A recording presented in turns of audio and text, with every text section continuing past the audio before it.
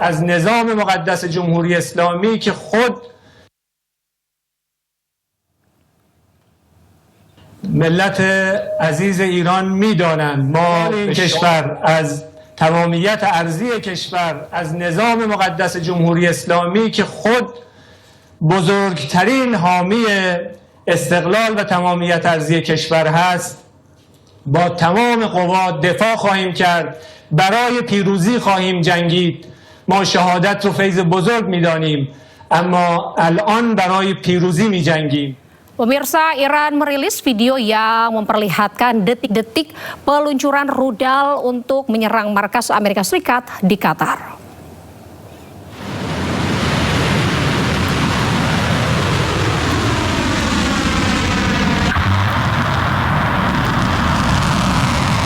Iran menyerang pangkalan militer AS Al-Udeid di Qatar. Pangkalan militer ini menampung ribuan personel militer AS. Dewan Keamanan Iran menyebut total rudal yang ditembakkan sama dengan jumlah bom yang diluncurkan AS saat menyerang Iran. Iran mengklaim serangan dilakukan secara terkendali. Operasi yang dinamakan Berkah Kemenangan ini menambah panas kondisi di Timur Tengah.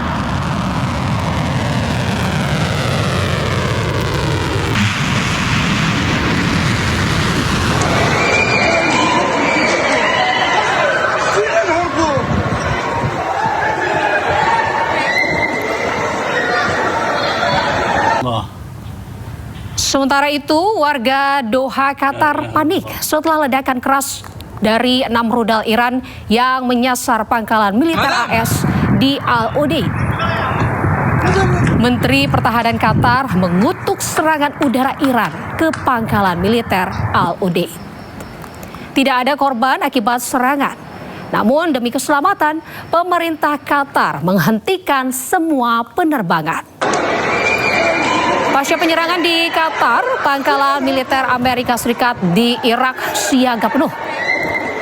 Sejak Israel meluncurkan serangan ke Iran 13 Juni lalu, sedikitnya 400 orang syahid dan lebih dari 3.000 terluka.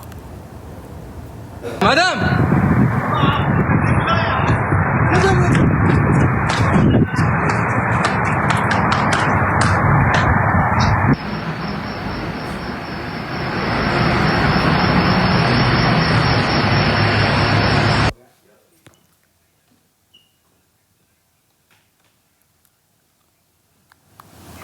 Ya pemirsa, dan untuk membahas informasi selengkapnya kami telah terhubung dengan ahli kajian Timur Tengah, Tia Mariatul Kiptiah. Selamat sore Mbak Tia. Selamat sore Mbak Anita. Ya Mbak Tia, apa kabar? Sehat? Baik, alhamdulillah sehat. Baik Mbak Tia, seperti kita ketahui bahwa kondisi di Timur Tengah ini semakin memanas, khususnya terkait dengan perang Iran-Israel. Mbak Tia, seperti apa pendapat Anda? Ya, semakin kesini mudah-mudahan saya berharap sih ceasefire betul-betul direalisasikan sebagaimana yang dicuitkan Trump di platform X ya. Mudah-mudahan apa yang disampaikan oleh Trump di media sosial itu betul-betul direalisasikan. Jadi ada ceasefire antara Iran dengan Israel, karena kalau ini terus berlanjut konflik ini Mbak Anita, ini pengaruhnya cukup signifikan, bukan hanya untuk kedua negara, tapi juga terhadap regional dan juga terhadap perekonomian global. Jadi kita berharap-harap saja ya saat ini, berdoa untuk konflik ini untuk segera berakhir begitu Mbak Anita, karena saya mencermati akhirnya dari serangan Israel ke Iran, awalnya dari Netanyahu, ini akarnya ya. Saya menyebutnya adalah dia awalnya yang pertama kali melakukan konflik ini, kemudian menyebar kemana-mana karena Iran itu memang satu negara yang memang mempunyai komitmen dan merasa harus menjunjung martabat negaranya. Jadi kalau misalnya ada yang menyerang, tidak mungkin itu tidak dibalas, apalagi sudah berkali-kali ya insidennya. Jadi memang ada retaliation atau pembalasan dari dari Iran. Namun pembalasan ini rupanya juga memicu Amerika Serikat untuk join dalam konflik ini. Seharusnya kan tidak join Amerika ini. Jadi kalau misalnya Amerika sudah join dan menerima provokasi dari Benyamin Netanyahu, akhirnya apa yang terjadi? Yang terjadi adalah ya, Iran semakin marah dan akhirnya direalisasikanlah ancaman menyerang beberapa pangkalan militer Amerika Serikat di Timur Tengah. Dan pangkalan Amerika Serikat di Timur Tengah itu tidak hanya satu, Mbak Nita. Jadi banyak di beberapa negara, dan ternyata negara-negara itu merupakan produsen minyak terbesar di kawasan Timur Tengah. Nah, ini yang menjadi masalahnya. Dari produsen negara-negara produsen itu akan memberikan efek terhadap kenaikan harga minyak dan akhirnya sampai juga kepada kita efek itu kalau terus konflik ini berlanjut. Maka saya berharap bahwa ada kabar ceasefire yang seperti dicuitkan Trump di platform X, itu betul-betul mudah-mudahan terrealisasi begitu. Kalau tidak, ini bahayanya kemana-mana. Belum juga kita berpikir secara aliansi Iran sendiri. Bagaimana Amerika Serikat satu pihak dan Israel dengan aliansinya dengan negara-negara Eropa berhadapan dengan Iran beserta aliansinya. Ini sangat berbahaya sekali. Jadi ini konflik memang harus diakhiri.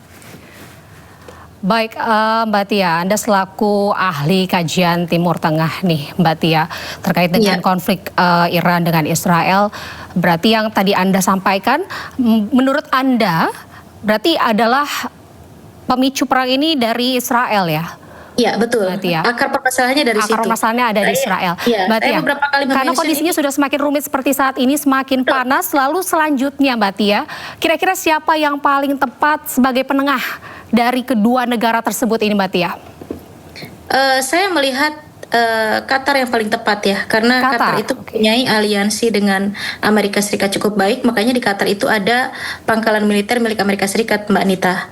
Tapi Qatar juga mempunyai hubungan yang sangat baik dengan Iran dan mereka mempunyai bisnis atau partner bisnis yang cukup baik, yaitu mempunyai ladang gas berdua di selatan dan utara, itu mereka lakukan bersama-sama dan dari ladang gas ini yang menyebabkan Qatar sempat memiliki clash dengan Saudi Arabia. Saat itu Saudi Arabia belum open diplomatic relations dengan pihak Iran, masih seperti musuhan begitu ya. Jadi Saudi Arabia disappointed, kecewa ketika Qatar ternyata menjalin hubungan yang sangat baik dengan Iran. Tapi akhirnya sekarang Saudi juga sudah membaik dan membuka beberapa agreement bisnis dengan Iran, namun belum sedekat Qatar. Jadi kalau misalnya ada mediator dalam konflik Israel dengan pihak Iran, maka saya melihat bahwa Qatar yang paling cukup baik dan tentunya Amerika juga harus terlibat, betul. Amerika dari satu sisi untuk menenangkan Benyamin Netanyahu yang susah dikontrol, sementara Qatar adalah dari pihak Irannya, supaya Iran tidak emosi ketika memang betul-betul ceasefire dan kembali ke meja perundingan. Demikian, Mbak. Baik Mbak Tia, terima kasih. Mbak Tia, seperti kita ketahui bahwa pada sore hari ini diinformasikan akan ada kepulangan dari yang sudah terkonfirmasi ini ada 11 WNI yang akan dipulangkan dari Iran, Mbak Tia. Namun faktanya untuk saat ini yang sudah jelas akan pulang ini kan 11 orang, Mbak Tia, dari 29 orang yang akan dibagi menjadi ke 3 penerbangan. Dan salah satu maskapai yang digunakan adalah Qatar Airways. Dan Mbak Tia, untuk 11 WNI yang sudah pasti pulang ini menggunakan Turkish Airlines, Mbak Tia.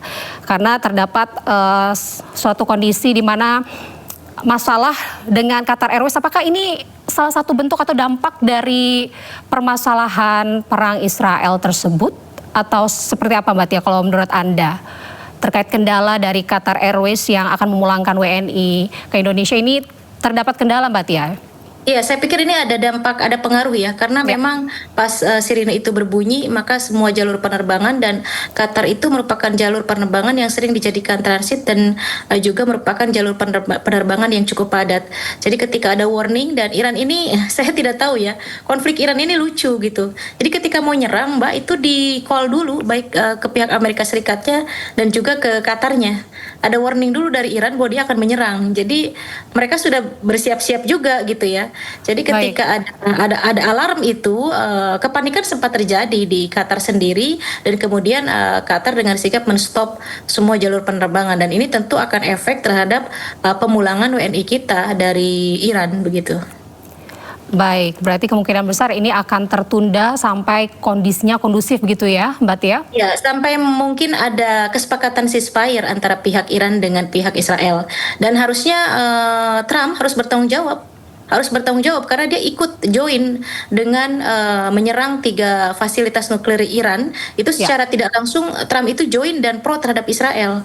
Dia harus bertanggung jawab. Artinya apa? Bertanggung jawab di sini harus menjadi ikut dalam mediasi, harus mendamaikan, dan saya melihat tidak harus sendirian Amerika Serikat ini. Jadi harus ada dari pihak Irannya, dan saya menunjuk itu adalah Qatar tadi ya, yang bisa berdialog dengan Iran dengan baik begitu.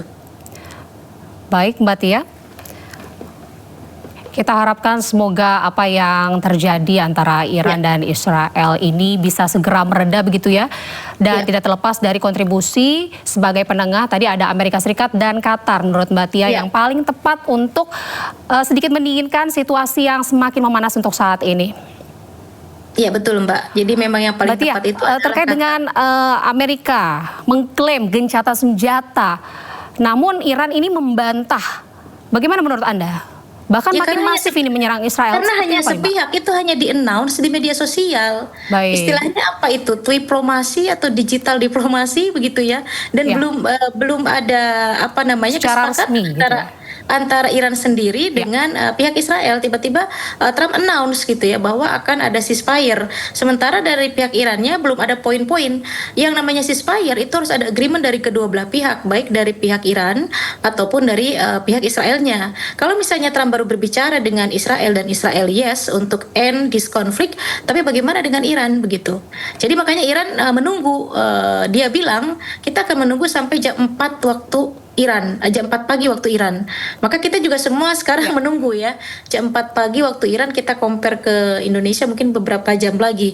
Kalau ternyata Netanyahu masih menyerang ke kawasan Iran, ini tentu Iran tidak akan mendengarkan anjuran atau apa yang di statementkan oleh Trump di X-nya gitu. Ya, jadi ini semua menunggu saat ini, Mbak. Oke, Mbak Tia, ini terkait dengan Iran yang menyerang Qatar, Mbak. Ini seperti apa dampak yang kemungkinan akan terjadi ke depannya, Mbak Tia? Itu bestie ya, istilah anak sekarang tuh bestie sebetulnya. Mereka berdua itu partner bisnis yang cukup baik antara Iran dengan Qatar. Makanya ada warning terlebih dahulu, ada call terlebih dahulu, walaupun Qatar marah. Qatar marah, merasa itu adalah bagian tidak ada maksud begitu ya Mbak, sampai terjadinya penyerangan tersebut gitu ya. Kalau bisa, makanya diadakan warning tersebut, kalau bisa dicegah dulu gitu ya Mbak. Iya, karena begini, Iran itu saya tadi mention bahwa Iran itu adalah negara yang punya martabat begitu. Artinya dia hanya ingin show terhadap dunia internasional bahwa apa yang dilakukan oleh Amerika Serikat dan Israel itu semena-mena. Semena-mena, maka tindakannya harus dibalas begitu. Jadi ketika Iran mention bahwa dia akan menyerang pangkalan militer Amerika Serikat di Timur Tengah, ya itu direalisasikan meskipun itu letaknya ada di negara sahabatnya sendiri begitu. Nah, itulah Iran begitu. Saya tidak sanksi dan saya yakin itu tidak akan ada korban jiwa, karena memang dua negara ini antara Iran dan Qatar itu merupakan sahabat baik, punya partner bisnis yang cukup signifikan. Jadi pasti akan ada warning dulu, tapi itu harus direalisasikan oleh Iran untuk menunjukkan kepada dunia bahwa Amerika Serikat tidak bisa semena-mena menyerang 3 fasilitas nuklir Iran itu, Mbak. Ya, baik Mbak Tia. Ya. Kita akan break sejenak Mbak Tia, jangan kemana-mana, kita akan bahas lebih lanjut seperti apa terkait dengan perkembangan kemungkinan yang akan terjadi antara perang Israel, Iran dan juga Qatar yang semakin memanas ini. Usai jeda kita akan kembali di Breaking News pemirsa.